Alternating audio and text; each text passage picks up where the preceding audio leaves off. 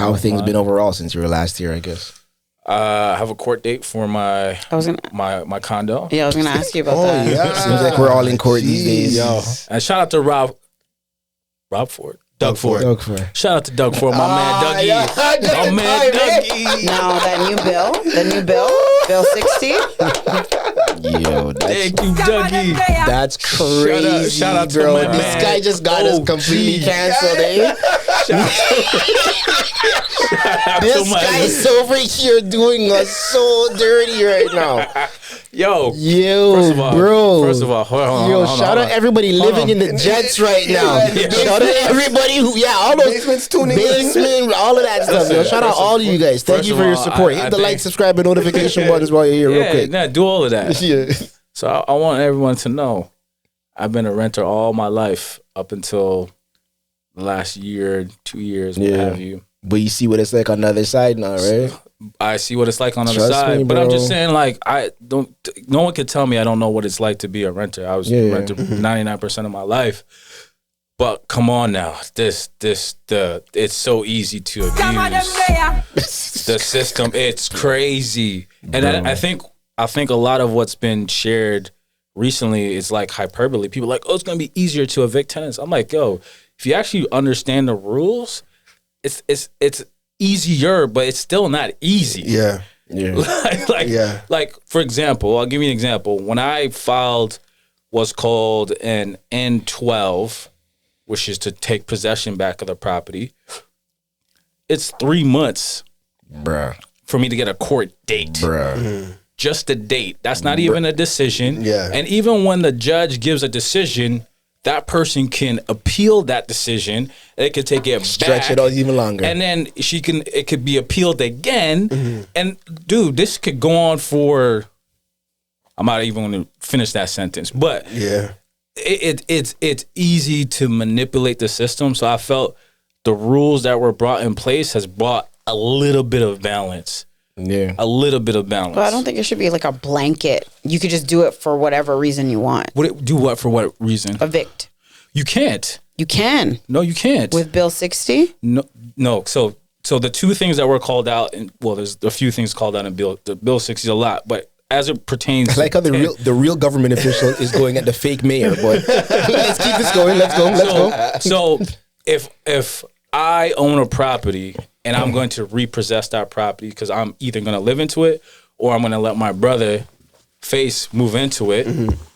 That's well within my rights, and that's a whole process For family, that's a whole process in itself. So all they did there is the rule that they changed was now, if you give 4 months notice, so 120 days, They cut it in half. no. If you give 20 day notice, you no longer have to pay 1 month's worth of rent Whoa. to that tenant. So up until that change or that announcement recently, you have to pay your tenant, if you're moving back into the property, 1 month's worth of rent in addition to a 2 months notice that you're repossessing the property, right? And here's the catch. This is irrespective if they're behind on rent. Oh, man. Which is my situation. My tenant is 3 months behind on rent. And I talked to my paralegal. I was like, so do I still have to? And she said to me, Corey, if we go to court and you haven't paid that 1 month's rent, irrespective of her being 3 months behind, It's gonna cost you that even more. adjudicator will throw it out on technicality. Period. Jeez. Didn't you talk to her and she was like going through something at the time? This is where it gets I interesting. was gonna say maybe if you could. From what I briefly- remember. Yeah. So, I'm not saying stop your noises. I'm not saying it in a bad way. I'm just saying like I remember like she was going through something. yeah. So at the time, there was a couple of things. So at the time, I think she had this is me kind of hypothesizing because she wasn't really super clear. She was in a relationship with a person, and I think there were some domestic challenges. That person entered the property without her consent. She felt unsafe, so for about a week she vacated.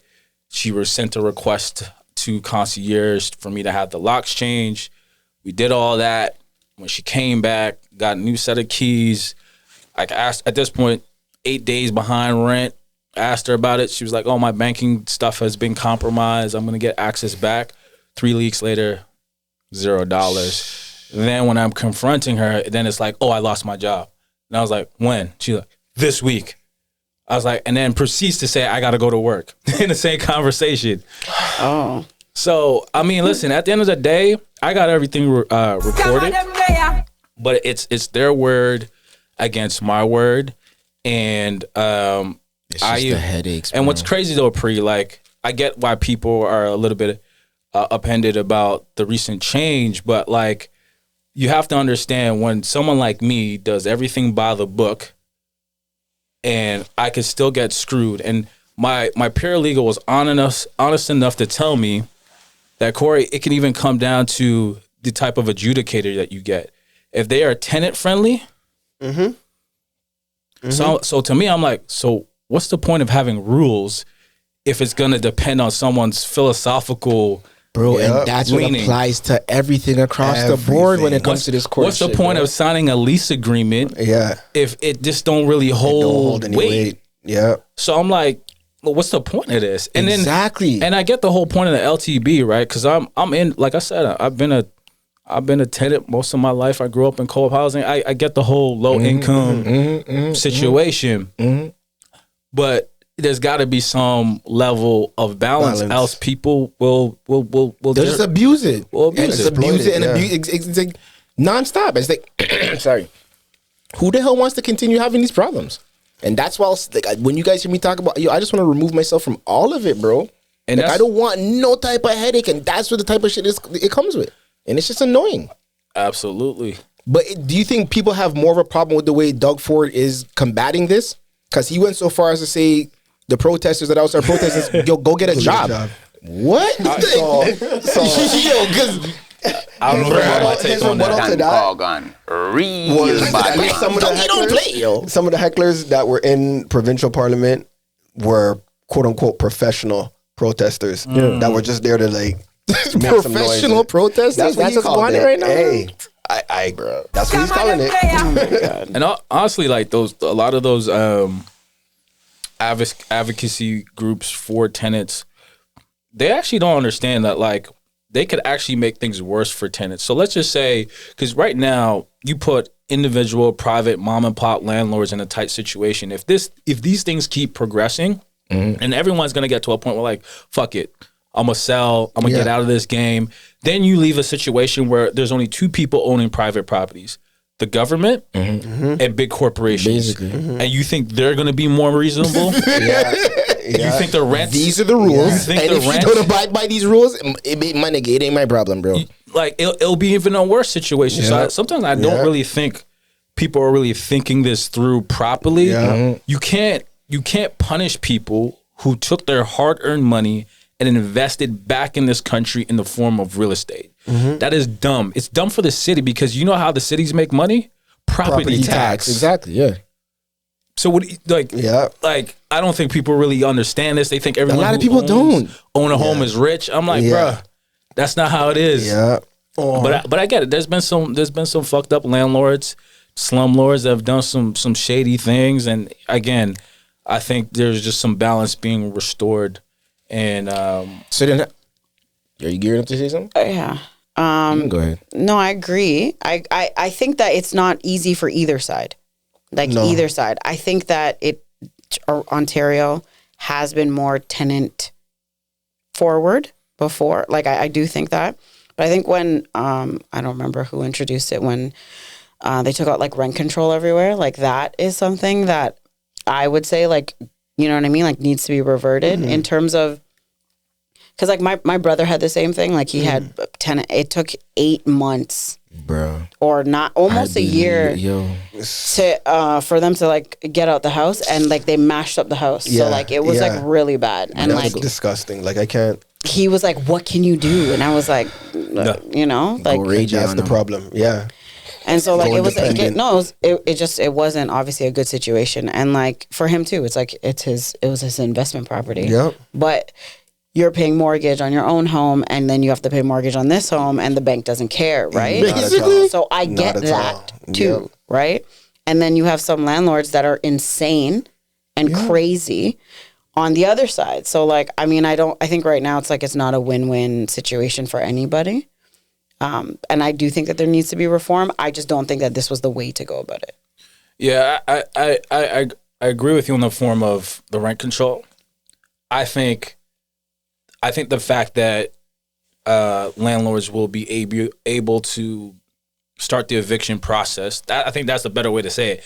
They won't be able to evict people like more easily. They could start it says more freely like in the bill. Could start the process sooner rather than later. It's still a process, and then at the end of the day, you still have to deal with the adjudicator, and ultimately, it's going to come down to their decision. But I think people need to think about it like this. Like you brought up the fact with a bank could kick you out of your home in 3 to 4 months if you're behind on your mortgage.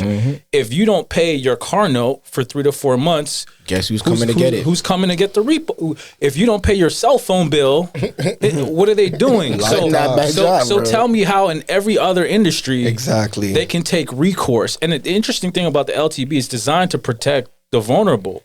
Well, how do we allow the banks to repossess someone's house when they lost their job or they got sick? But when a mom and pop owns something and they have a tenant that's delinquent, that's purposely not paying, not even trying to make arrangements, they could go 6, 8, 12 months. That's wild. And you want to call that landlord greedy because he's a owner? Yeah. And I also think they got to change the word. Stop calling us landlords. That just sounds... Exactly. Yeah. That sounds like some slave shit. Yeah. You know, just call us property, whatever. I don't know. Needs to be a little verbiage change there.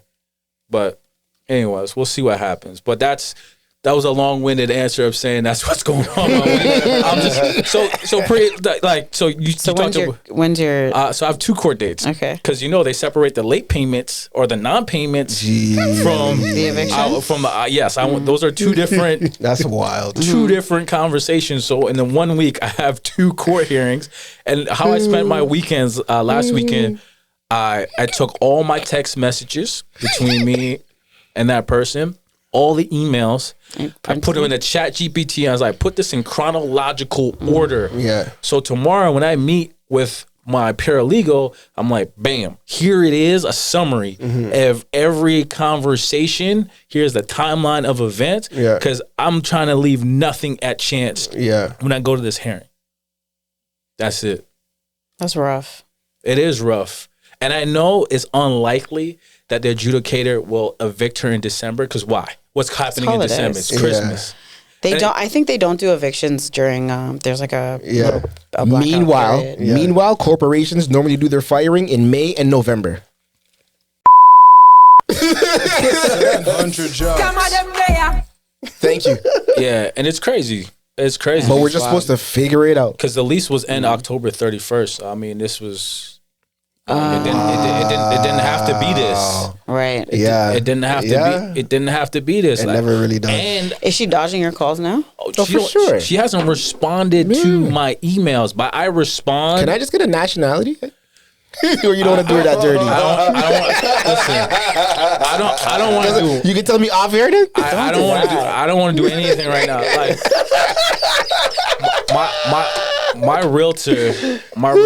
realtor was who was also her realtor in the transaction. Did she vet her? My realtor did vet that person. So here's what makes it even crazier. Here's what makes it crazy, right? 6-figure income. Okay. Yeah, right. Kind of car she drive? Don't do it. You don't even know why I laugh. Best ones. She drives a Subaru. Okay. But anyways, here's what's the crazy part. When my realtor brought the file to me, it was like, here's what's really impressive. This person has 100K in her TFSA. Whoa. I want you to guess. Mad right now, was it bro. all legitimate though? Like were they fake documents? Mad right now. Do you like? Say it again. I said were they like because Were they fake documents or fraudulent? So my realtor bettered her job. Mm-hmm. Okay. The money, you can't, whatever. Because you did the right things. Right. So anyways, and this is what I learned. Some people ask me, would you do it again? I said, I would, but here's how I would kind of mitigate my risk. One, landlord insurance. Didn't know that was really a thing. You obviously paying a premium, but then they cover you for 6 months. They cover your legal fees. Gives you some kind of peace of mind if you end up in the situation. Number two, I actually didn't meet her until this situation happened. I let my boy, who's my realtor, do everything, and he and that person came from his extended network. But that's normal. I've never met. Every landlord I've met on the day I've gotten my keys. Right. I didn't even meet her on the day. My realtor did that. Oh, did the keys? Yeah. So I've never met her, and not to say that if you sit down with someone that you would you would catch them, because people being their best representative, right? Did you get checks up front? I got my first and last, all of that and stuff. 12 checks. Or 10 checks. No, we didn't do the 12 checks. Really? Okay. Didn't do the 12 checks. What did you do? What do you mean? I got my first and last, and then. That's it. And then we're doing e-money transfers. Oh, so that's very typically, again, for anything that I've gone through, it's always like 12 checks up front so that they have them like whatever. Yeah. But again, if you close your account or the check bounces, like I guess it's the same kind of thing. But then it was after having the report, like knowing that what type of tenant you are, and then they are like, yeah, we could do e-transfer moving forward or not. And that person's credit score was 760. So for all intent and purposes, the profile was... It looked legitimate. And that it was a responsible person. And it was a responsible person. But this was a learning lesson, was like, a resume doesn't necessarily tell you about someone's personality, right? And their character. And their character is a better word, excuse me. Doesn't really tell you about their character. They could graduate from the best school, great income, and be an money asshole. in the bank. Piece of shit, yeah.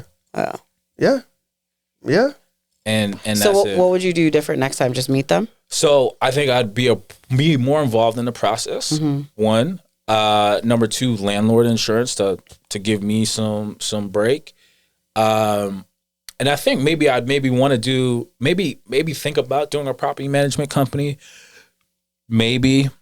Depends on what the venture is. You gotta have the extra capital, like the extra room to be affording that shit. I know, and it eats into the margins. You're normally not gonna have that until you get to like your third and fourth property for the most part. Enough. Like, that's why I said maybe. You're struggling to even get to that part. It's annoying, yo. 100%. But those are the two things that I would do differently. And my stepdad gave me some advice. He's like, listen, everyone always takes licks. You know what I'm saying? And you're saying this on the way back to Jamaica. He's like, don't let this prevent you from another opportunity that comes up. Like this is just a part of doing business. It's a risk in everything, right? Like even if you do all the other things or whatever, like you just don't. You'll never know. Yeah, you never know. But I've been like, you guys, if they were communicating, I'm like, there were issues brought up about like plumbing that I had fixed and addressed, and then there was something brought up about one of the functions on the laundry wasn't working, and a light switch, and I responded with contractor dates, and then I asked her also about backdated rent, nothing.